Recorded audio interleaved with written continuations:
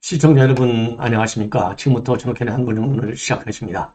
자, 이번 시간에는요, 윤석열 대통령이 오늘 대구를 달려갔습니다. 대구를 달려가서요, 이 바르게 살기 국민운동 뭐 여러분들 잘 아시죠? 아주 뭐 대형 시민단체인데 여기 축사를 하고 그리고서 이제 이 박근혜 전 대통령을 만났습니다. 자, 그래서 관련 뉴스를 여러분께 전해드리도록 하겠고요.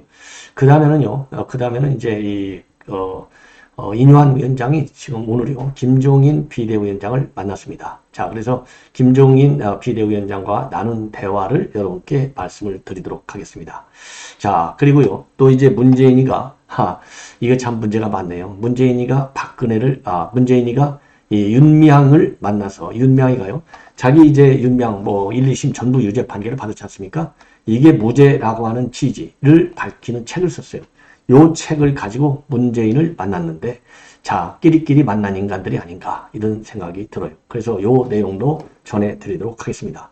그리고 마지막으로요, 오늘 이제 KBS 이 KBS 이제 사장, 이 후보자, 오늘 청문회가 열렸는데, 이 청문회도요, 난장판이 벌어졌습니다. 자, 이 청문회에서 오늘 난장판의 주인공은 누구냐? 바로 고민정이가 되겠습니다. 그래서 요 내용도 여러분께 좀 자세하게 말씀을 드리도록 하겠습니다. 자, 그러면요, 이 맨 먼저 윤석열 대통령의 축사, 오늘 한마디로 얘기해서요, 유승민 대통령의 이제 이 오늘 바로 언급은 이제 바르게 살기 운동의 취지. 이 바르게 살기 운동의 이제 취지는 바로 뭐냐? 바르게 살기 운동의 이 취지, 뭐라 그럴까요? 모토랄까요? 이런 것은 이제 본래 3대 정신, 즉 진실, 질서, 화합, 이 3대 정신인데 이것이 대한민국뿐만 아니라 지구촌 전역으로 이제 확산되어야 되겠다. 자, 그러면서요, 이 바르게 살기 운동은 삶의 질을 높이는 국민의식 개혁 운동이고 거짓과 부패를 추방하는 바른 사회 만들기 운동인데 부정과 부패를 추방하고 법질서를 지켜서 정직하고 건강한 사회를 만들자. 자, 이거는 결국 이재명 같은 인간들 이거 제대로 처벌을 해야 된다, 이런 취지로 해석까지 되는 대목이라고 볼 수 있고요. 그리고 바르게 살기 운동이 가짜뉴스 추방에도 앞장서고 있는데 가짜뉴스 추방 운동이 우리 인권 그리고 민주정치를 확고하게 지켜줄 것이다, 이러한 입장을 내놨습니다. 자, 그래서 여러분들 이 사회적으로 보면 또 물론 당연히 정치적으로 또 법률적으로도 연계가 되는 거지만 이 가짜뉴스 장본인 중에 1번이 누굽니까? 바로 지금 이재명이가 아니겠습니까? 이재명과 그 일당들이 되겠죠. 그래서 이거 추방운동을 지금 바르게 살기 운동에서 하고 있는데 여기에 대한 국민적 공감대는 굉장히 크다. 클 수밖에 또 없다. 이렇게 생각이 됩니다. 자, 그리고요, 지난 4월 달에 서문시장을 방문한 이후에 7개월 만에 다시 대구에 오늘 간 겁니다. 대구에 오니까 그야말로 힘이 난다라고 이제 밝혔어요. 지난번 서문시장 방문할 때는요, 100주년, 서문시장 100주년 기념 행사를 계기로 해서 서문시장을 방문했고, 물론 이제 대선 때 여러 차례 이제 방문한 바 있죠. 그리고 2023 프로야구 개막전 시구에 나선 바 있어요. 예. 자, 그래서 오늘도 대구 칠성 종합시장을 찾아서 상인들을 격려를 했습니다. 예, 격려를 했어요. 그리고 시장 상인들, 그 다음에 이제 지역 국회의원들하고 소금탕, 대구식 생고기인 뭉티기 이런 것으로 오찬을 하고 이제 올라왔어요. 예, 올라왔는데 참고적으로 바르게 살기 중앙협의회, 바르게 살기 운동 중앙협의회는 89년도 DJ 때요, 국민의식을 좀 개혁하겠다, 이런 의도, 그 다음에 또 국민화합을 추진한다, 이런 이 취지하에 만들어진 시민단체가 되겠습니다. 그래서 오늘 이 행사에는요, 어마어마하네요. 8,000명이 참석을 했다고 합니다. 예. 자, 그래서 오늘 이러한 이 바르게 살기 운동, 이 중앙협의회, 여기 이제 참석을 통해서 말하자면 이제 이것도 일종의 민생 현장이 아니겠습니까? 그래서 조금 전에 말씀을 드린 대로 이제 오늘 북구 칠성 종합시장을 방문한 거 아니에요? 이게 바로 이게 이제 민생 현장을 살피게 되는 계기가 된 것이죠. 자, 그래서 이 부정부패, 바르게 살려면 우선 부정부패 발본색원해야 되겠죠. 자, 그래서 오늘 행사장에서 바로 옆에 홍준표가 앉았고 그 옆에 앙숙관계인 김기현 대표가 앉아 있네요. 자, 그래서 이제 7달 만에 이렇게 방문해서 칠성종합시장에서 상인들하고 이제 반갑게 인사를 나누고 오찬을 나누고, 그리고 이제 박근혜 전 대통령을 사저로 예방을 했습니다. 자, 그래서 박근혜 대통령이 현관 밖까지 나와서 굉장히 반갑게 맞이하는 이런 장면이 되겠습니다. 자, 굉장히 이제 화기애애하게. 그래서 지난 11월 때 만났으니까 오늘이 11월 7일이니까요. 한 2주가 좀 안 되는 아주 금방 다시 한번 만나서 결국은 이제 박근혜 전 대통령도 과거에 좀 이 구원을 상당히 많이 풀어내는 계기가 되지 않았을까, 이렇게 생각이 됩니다. 자, 이번에는요, 이 참 문재인하고 고민정이 참 그야말로 문재앙 그러는데 그야말로 참 문재앙이 맞는 것 같아요. 오늘이요, 윤미향이가 이제 내년 총선에 뭐 또 공천을 받는가 보죠? 그러니까 지금 이제 책 팔아먹으려고 이제 출판 기념회에서도 또 돈 벌고, 또 이 문재인한테 또 책 추천받으면 또 돈 벌고, 전부 문재인도 돈, 윤미향도 돈 하는 인간들이 아니겠습니까? 자, 그래서 윤미향이가요, 지금 어떤 책을 만들어 놨느냐? 윤미향과 나비의 꿈입니다. 야, 이런 인간들이 무슨 꿈을 얘기합니까? 이 더러운 꿈. 예, 그래서 무제라라고 하는 이런 취지의 책을 썼어요. 뻔한 거 아니겠습니까? 목차 자체도요, 무제로 끝난 마녀 사냥. 나는 무제다. 그리고 검찰 언론의 마녀 사냥. 요런 내용으로 이루어졌어요. 요 책을 대통령께 꼭 한번 읽어달라. 이 얘기는 뭡니까? 추천서를 써달라는 얘기 아니겠어요? 그래서 오늘 이제 이 윤미향이가 지난 5일자에 말이죠. 오늘 언론에 이제 보도가 된 건데, 5일자 페북에다가 평산을 다녀왔고, 문재인이가 아주 이 미소를 지으면서 본인을 맞이해 주더라 사진을 여러 장 올렸어요. 그리고 이 문재인이가 책을 꼭 읽어보겠다. 이렇게 하면서 서평도 올라오겠죠. 자, 이 꿈도 야무져요. 문재인이 이번에 또 서평 내 완전히 망하는 것이죠. 자, 왜 그러느냐? 최근에 말이죠. 이 문재인이는 조국이가 낸 책, 조국이 낸 책도 또 거기에 이제 서평을 올려갖고 난리가 난 바 있어요. 조국이 쓴 책도 나도 무죄다, 이런 취지가 아니겠습니까? 자, 이 책에 대해서 이제 올 초인데, 이 문재인이가 뭐라 했냐면, 저자의 형량을 세상 확인하며 안타까운 마음을 갖는다.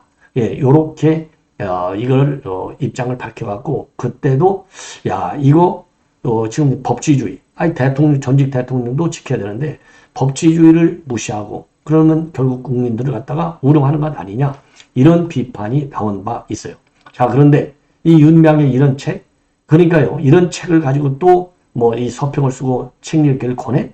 그럼 또 한 번 망하는 것이죠. 예, 그래서 문재인은 완전히요, 개인 돈 장사, 책 장사 해먹는 데만 몰두되어 있고, 나라의 법치주의와 나라의 헌법적 가치에 대해서는 완전히 지금 무시하고 있는 이 상황이 아닌가.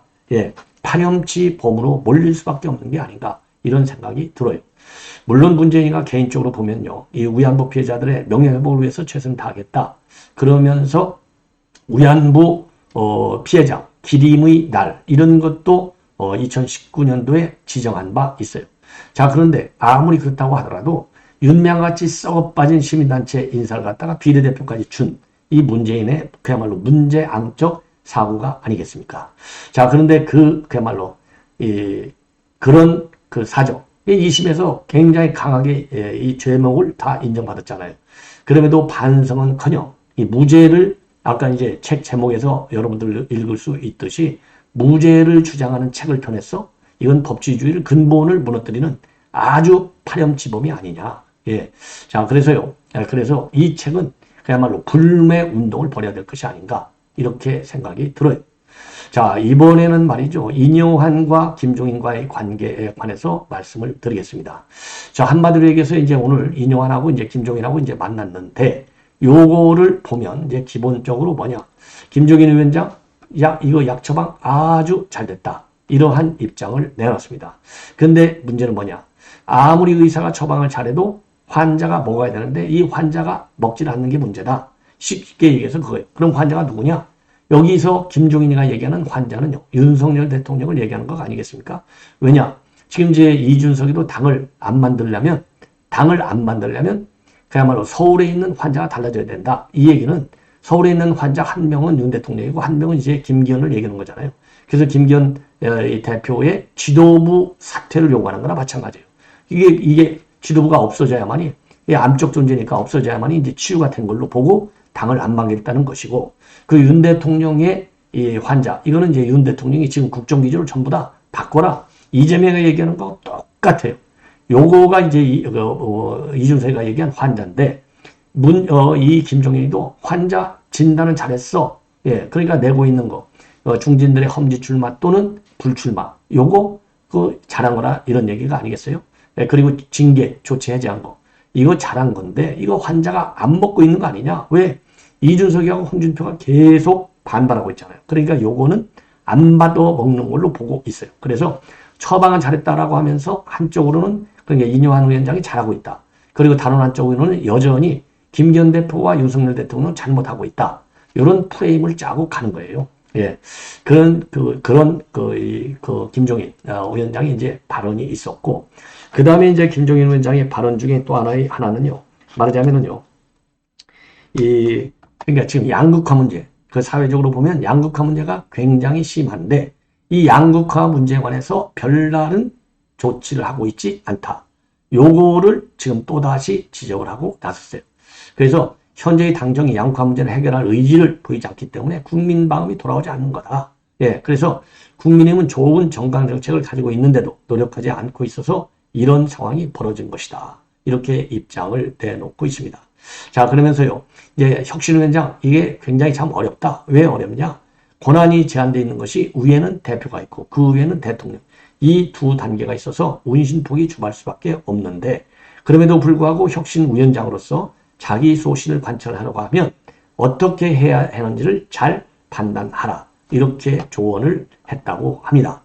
자, 그리고요. 그리고 또 하나는요. 지금 이제 강서 패배 때문에 그야말로 이제 표심이 뭘 원하는지를 충분히 잘 알고 인식을 해야 되는데, 이러한 인식 능력이 지금 부족한 것 같다. 그래서 그런 문제점을 잘 선택해서 문제를 적절하게 잘 선택해서 혁신을 해라. 이렇게 조언을 했다라고 밝히고 있습니다. 예. 자, 그리고요. 그리고 지금 이제 이뇨한 위원장이 내놓고 있는 여러 가지 지금 안들, 현대까지, 그러니까 험지 출마 뭐 등등 이런 거에 대해서 지금 반응이 없으니까 얼마나 갑갑하겠느냐. 그래서 지금 이제 험지 출마 권고에 따른 당 지도부 신윤계, 즉 반응하지 않는 거, 요거를 또 역시 비판하고 있어요. 그래서 김종인 위원장의 오늘 이 발언 내용을 보면은요, 아주 치밀한 계산하에 만났다. 그래서 윤 대통령, 윤핵관, 그리고 김기현 대표, 지도부, 이런 모두를 싸잡아서 비판하는데 초점을 맞췄다. 그래서 이뇨한 위원장이 들으려고 했던 어떤 새로운 아이디어, 이런 거는 이 이뇨한 위원장이 찾아내는데 실패한 것이 아니냐. 자, 그래서 이거는 이 예의상 그야말로 이 방문을 위한 방문으로 끝난 것이 아닌가 하는 생각을 들어요. 예.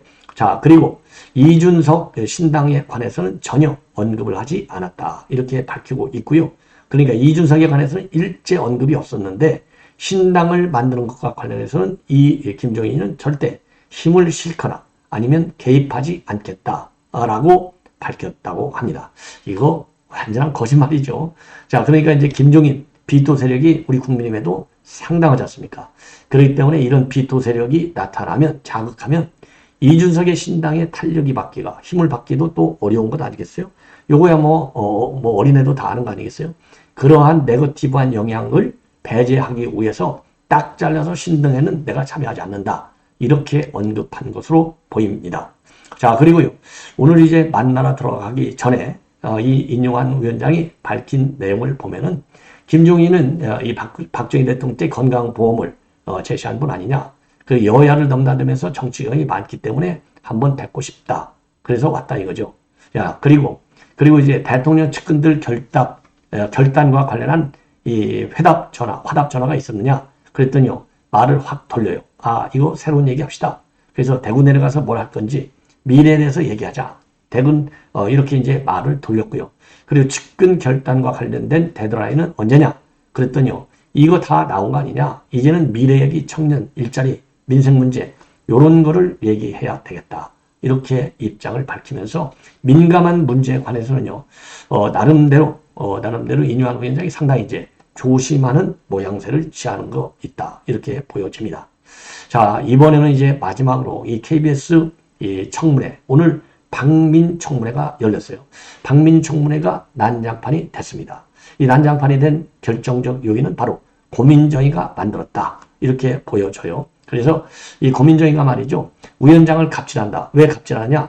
본인이 신상 발언을 하려고 했는데 신상 발언 기회를 안 주니까 이거 뭐 하는 거냐? 이 위원장이 갑질한다. 이렇게 비판하고 있고. 그러니까 장제원 의원이 위원장이 무슨 소리냐? 어이없다. 내가 너를 위해서 그러면 그야말로 사회를 봐야 될 것이냐? 위원장도 반박을 한 바 있어요. 그래서 이제 파행이 됐고 또 하나는요. 고민정의가 그러니까 오늘 박민 후보자의 김영란법 위반 혐의를 의혹을 제기하고 나섰어요. 바로 뭐냐면 일본 인력 관련 회사 여기에 말하자면 자문을 해줬다는 겁니다. 그래서 이러한 자문을 통해서 석 달에 걸쳐서 1,500만 원을 받았다는 거예요. 이게 이제 김영란법 위반이 된다는 거죠. 요거를 가지고 이거는 가짜 뉴스다. 그래서 요거를 가지고 이제 이 근거는 허위주장이다. 요렇게 일축을 했어요. 이 박민 후보자 측에서. 그랬더니 이거 일축한 거 왜 거짓말을 했냐? 그러면서 사과를 요구하고 나섰어요. 예. 그래서 일본계 인력회사에 이 자문을 해준 거 1,500만 원에 말하자면 이제 자문료를 받은 거 이거를 가지고 이게 허위냐 김영법 위반이냐 아니냐 요걸 가지고 싸움이 벌어진 겁니다. 자 그래서 파행으로 이루어졌고요. 예. 그러다 보니까 이제 특히 또 장제원 위원장도 상당히 세지 않습니까? 세상에 위원장을 상대로 청문회하는 것도 이제 처음 본다. 위원장 자격을 고민정의가 정하냐? 고민정 의원의 입맛에 맞는 답변을 안 받아주는 것도 위원장 탓이냐? 민주당이 요구하는 자료도 위원장이 다 받아줘야 하느냐? 참 어이가 없다. 요렇게 이제 장제원 위원장이 내려치니까 민주당 의원들이 전원 퇴장을 하게 됩니다. 그러면서 국민의 의원들이 이제 의사 진행반을 통해서 민주당의 청문회 파행을 비판하는 그러니까 이제 민주당이 또 쏙 들어와요. 그러면서 다시 또 편파운영 이렇게 항의하면서 또다시 고성과 욕설을 주고받으면서 난장판이 된 것으로 끝났다. 이렇게 여러분들께 압축해 말씀드리겠고요. 이게 이제 오늘 오전 중에 있었던 파행 국면이고 또 오후에 이어지는 청문회 과정에서 나타나는 또 이 동향, 요거는 별도 방송을 통해서 제가 말씀을 드리도록 하겠습니다. 시청자 여러분들께서요, 이 고민정이 참 가는 데마다, 그 다음에 또 윤명이 가는 데마다 사고를 치고 난리를 치고 수준 이하의 의정 활동을 하는 것에 대해서, 야, 이런 인간들한테 우리가 정말 혈세를 많이 주는 게 맞느냐? 아마도 굉장히 흥분하실 것으로 보입니다.